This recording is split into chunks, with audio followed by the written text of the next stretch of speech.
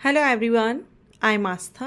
Welcome to our YouTube channel Government Job Change Notification. VDO post के बारे में हम बात करेंगे इस वीडियो में।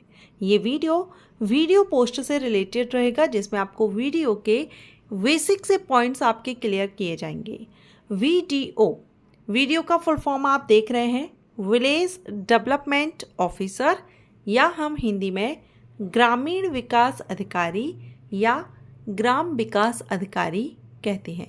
तो अगर आप VDO बनना चाहते हैं, ग्रामीण विकास अधिकारी बनना चाहते हैं, तो इसमें हम एलिजिबिलिटी क्राइटेरिया कवर करेंगे जिसमें क्वालिफिकेशन और एज क्राइटेरिया, सिलेक्शन प्रोसीजर और बहुत से कैंडिडेट का ये कमेंट रहता है कि क्या इसमें इंटरव्यू होता है, इंटरव्यू इसमें लिया जाता है या नहीं लिया जाता है, ये भी हम इस वीडियो में देखेंगे। एंड डिटेल सिलेबस को कवर करेंगे, कौन कौन से सब्जेक्ट्स हैं जो आपको इस पोस्ट पर भर्ती होने के लिए आपको प्रिपेयर करने होंगे। एंड एक और क्वेश्चन आता है कि क्या ये नेशनल लेवल पर, ऑल इंडिया लेवल पर वैकेंसीज आती है या स्टेट लेवल पर ये वैकेंसी आती है। तो VDO क्या है?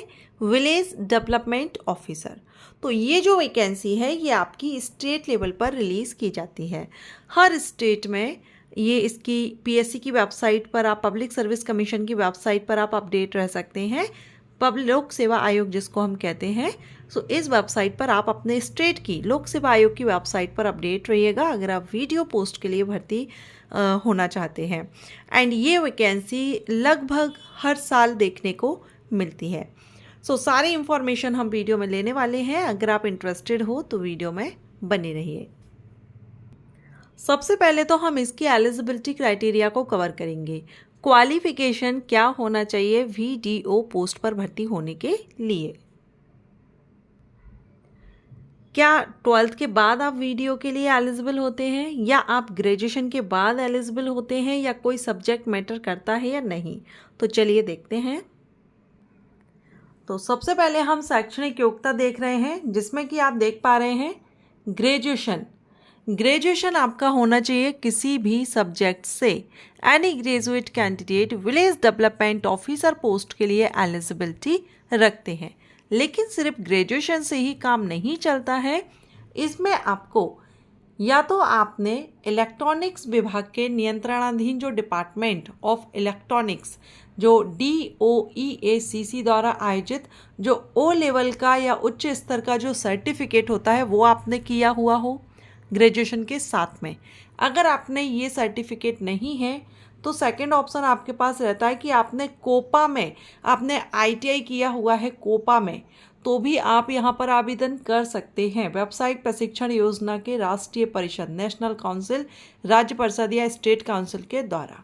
ठीक, अगर आपने कोपा भी नहीं किया हुआ है या आपने data preparation and computer software course का सर्टिफिकेट आपके पास नहीं है, तो थर्ड ऑप्शन आपके पास है आपने कंप्यूटर साइंस या कंप्यूटर एप्लीकेशन में डिप्लोमा लिया हुआ हो, जिसमें कि हम कह सकते हैं कंप्यूटर का कोई भी डिप्लोमा, जैसे अगर आपने आफ्टर ग्रेजुएशन PGDCA किया हो या कंप्यूटर का कोई भी डिप्लोमा हो कंप्यूटर एप्लीकेशन में या कंप्यूटर साइंस में, तो भी आप आवेदन कर सकते हैं ग्रामीण विकास अधिकारी पद के लिए।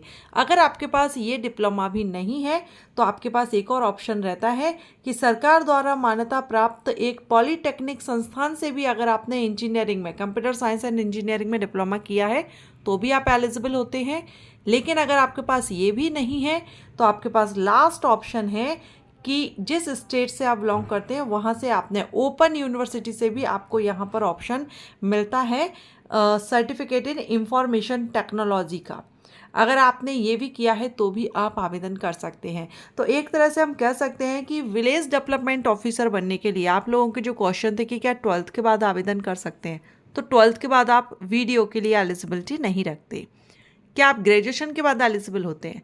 जी बिल्कुल, ग्रेजुएशन के बाद आप VDO पोस्ट के लिए एलिजिबिलिटी तो रखते हैं, लेकिन कंप्लीट क्वालिफिकेशन आपकी ये नहीं मानी जाती है। ग्रेजुएशन के बाद आपको कंप्यूटर में, कंप्यूटर साइंस में या कंप्यूटर एप्लीकेशन में या इंफॉर्मेशन टेक्नोलॉजी में आपका डिप्लोमा या सर्टिफिकेट या O लेवल का डिप्लोमा या फिर सर्टिफिकेट आपके पास होना चाहिए, तो फिर आप आवेदन कर सकते हैं। सो ग्रेजुएशन के साथ में जो भी कैंडिडेट वीडियो पोस्ट के लिए इंटरेस्टेड हो वो आफ्टर ग्रेजुएशन डिप्लोमा या सर्टिफिकेट जरूर ले लें।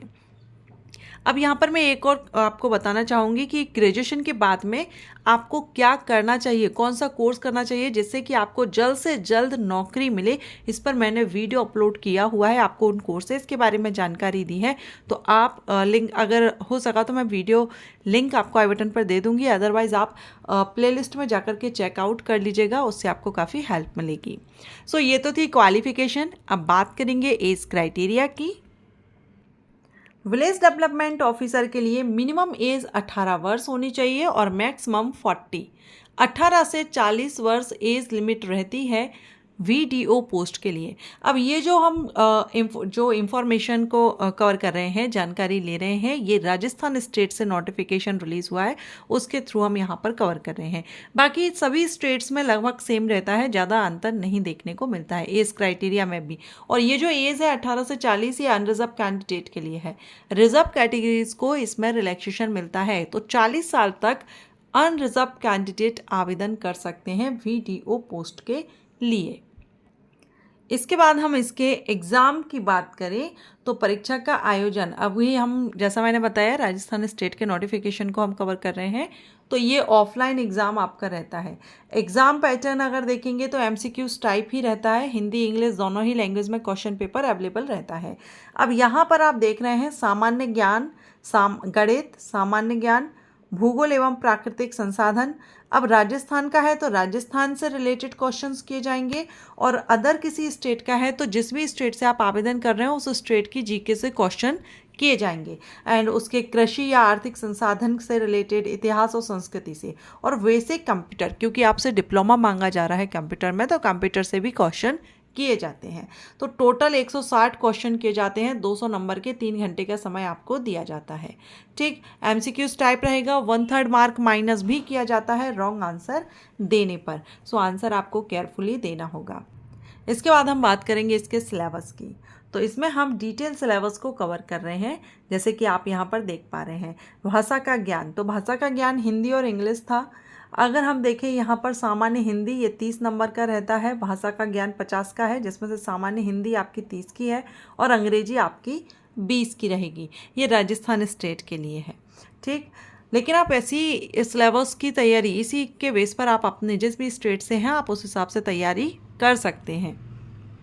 इसके बाद मैथमेटिक्स से 30 प्रश्न पूछे जाते हैं, जिसमें आपका दशमलव, भिन्न, प्रतिशत, अनुपात, समानुपात, औसत, ब्याज, लाभ, हानि, छूट, परिमिति, आप यहाँ पर डिटेल सिलेबस देख रहे हैं अभी स्क्रीन पर, ये टॉपिक्स आपको कवर करने होते हैं।